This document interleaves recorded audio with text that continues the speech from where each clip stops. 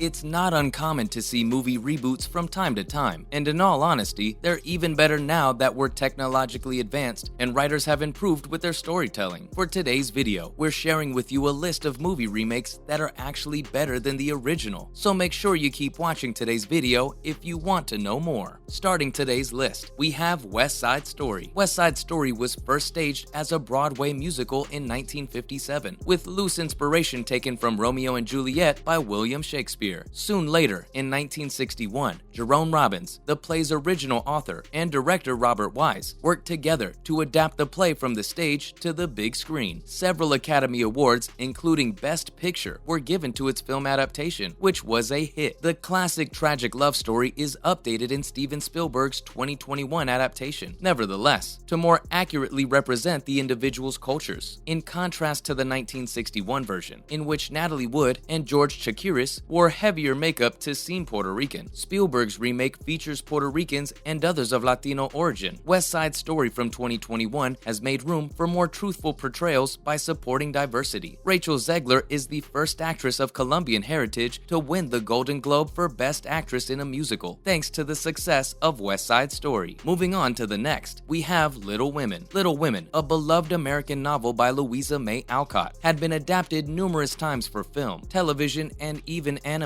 Gillian Armstrong's 1994 adaptation of Little Women with Winona Ryder modernized the classic tale for a contemporary audience. It was the first Little Women film to be directed by a woman. In Greta Gerwig's 2019 film, Little Women received another retelling, 24 years after Armstrong's adaptation. Gerwig's Little Women takes literary licenses with the story and effectively employs non-linear storytelling to support the film's emotional arcs. The fact that Gerwig's picture succeeds in making Florence Pugh's Amy likable is arguably even more impressive than the fact that all of its forerunners have failed to do so. Because each of the March sisters is given equal attention in Gerwig's version, Amy can be portrayed with more sympathy. Next on the list, we have Stephen King's It, a horror novel by Stephen King, was initially turned into a TV miniseries in 1990. Despite a 215-page script, Tommy Lee Wallace's adaptation of Stephen King's book still had to eliminate significant subplots to stay inside the confines of a 3-hour running time. The 2017 remake made the wise choice to divide the movie adaptation into 2 chapters, to separately focus on the 2 time periods of the plot, to avoid condensing the 1,138-page novel into a single feature. This remake succeeds because of the flawless casting of its older and younger characters, and unlike Wallace's adaptation, it allowed each member of the Losers Club to have more depth. The first movie focused on the Losers Club's first encounter with it in 1989, and the second saw the adults return to Derry in 2016. Moving forward, action movies were also better as reboots, and a prime example of this is Casino Royale. There have been a total of 27 James Bond motion pictures, with 7 different actors playing the title character. The legendary secret agent's visage has altered, and with it, the look of movies. Each actor adopts a different style following the shifting times, from the dapper Sean Connery era to the campy Roger Moore era. Daniel Craig's first outing as Bond in 2006's Casino Royale was a welcome artistic change for the franchise, though harsh realism is growing in appeal. It's interesting to note that a comedic movie version of Ian Fleming's Casino Royale was released in 1967. The 2006 film Casino Royale, on the other hand, offers a darker interpretation of the dapper hero, redefining 007 for the contemporary action spy period. Now, we said earlier that technological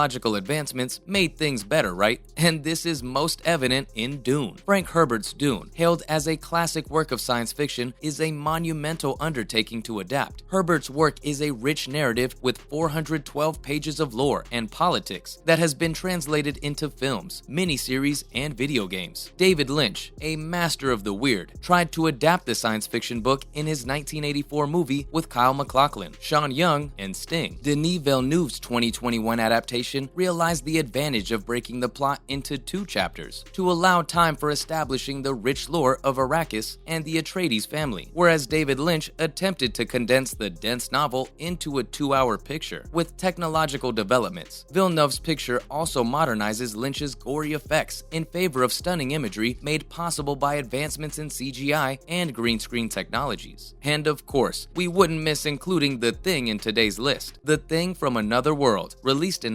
1951 was a sci-fi masterpiece of its time, but was severely constrained by the available technology. The movie had to come up with more inventive ways to convey the Thing without really displaying the shape-shifting extraterrestrial. But when science and technology developed, the Thing was able to be seen in all of its shape-shifting glory and splendor, thanks to John Carpenter's 1982 version. Carpenter's movie was a creative and spooky test of prosthetic artist Rob Bottin's abilities with practical effects. On to the next movie. How many of you know that A Star is Born is actually a remake? Well, now you do. Significantly influenced by the 1932 motion picture What Price Hollywood, A Star is Born gave home to the tragic story of the female lead striving for fame, while the male lead suffers from addiction throughout the film. Despite having 4 films with the same name, the 1937 and 1954 versions of A Star is Born with Janet Gaynor and Judy Garland concentrated on a would-be actress, while the 1976 movie switched locations from Hollywood to the music scene. Unfortunately, Esther, played by Barbra Streisand, overshadows her male lead, leaving their interactions and attempts at romance both memorable and without spark. In this contemporary rendition, Bradley Cooper made his directorial debut with Lady Gaga as his co-star. A Star is Born from 2018 had the ideal amount of chemistry to bring the classic Hollywood movie into the 21st century, along with this unforgettable score and award-winning performances. Both characters allowed their time to shine. Another welcome remake that outshined its predecessor is Cheaper by the Dozen. The 1950 comedy Cheaper by the Dozen was the first movie portrayal of the real-life Gilbreth family. It was based on the autobiographical novel of the same name. However, Sean Levy's 2003 version consciously strayed from its autobiographical sources in favor of concentrating on its own made-up enormous family, the Bakers. The 2003 family film Cheaper by the Dozen featured Steve Martin and Bonnie Hunt in recognizable humorous roles, and it was still relevant in the early 2000s. In 2022, Cheaper by the Dozen will be produced once more, this time with a blended family and an interracial marriage to reflect evolving family dynamics in the 21st century. And then, another hit remake on today's list is Freaky. Freaky Friday, a 1972 children's book by Mary Rogers, has undergone several adaptations, with the 2003 movie starring Lindsay Lohan and Jamie Lee Curtis being the most notable. In Freaky Friday, a mother and daughter fight continually until they discover that their bodies have switched when they get up. They come to understand how the other person lives as they get the chance to spend a day in the other's shoes. The best remakes creatively reimagine the original, and Freaky from 2020 gives the well-known tale a scary twist. Freaky strikes a balance between horror and comedy when a high school student discovers she has swapped bodies with the psychotic serial killer played by Vince Vaughn. This is done by reinterpreting the traditional body swapping story in a different genre. And last but not least, we have His Girl Friday. The Front Page, a 1931 motion picture with the same name, was a faithful adaptation of the 1928 screenplay. The 1931 movie is a classic buddy comedy, starring Pat O'Brien as investigative reporter Hildy Johnson and Adolph Menjou as Walter Burns, his editor. Although His Girl Friday was one of the first movies to use overlapping speech, the 1940 version did something noteworthy. This gender-flipped adaptation, which stars Rosalind Russell as Hildy and Cary Grant's Walter Burns, establishes itself as one of the most recognizable romantic screwball comedies and demonstrates what is possible when filmmakers put their own unique spin on a well-known tale. So what's the takeaway for today's list? If something isn't broken, don't fix it, says the proverb, but in the case of movies, you might not even be aware of a problem until a brand new release. Remakes of movies can range from excellent to terrible, but when they're good, they're fantastic. The desire to modernize old films is influenced by new technological developments, as well as sociological and cultural shifts. Remakes function best when they attempt to add something new to the original, rather than just copy it verbatim. The core of the original film can be preserved, while new reimaginings of old classic films can improve the specifics. And on that note, we're ending today's video about movie remakes that are better than the original. Which of the aforementioned movies do you think is best? Let us know in the comment section below. Before you go, don't forget to leave a like and subscribe to our channel with the notification bell on for more videos like these. See you next time, and thanks for watching.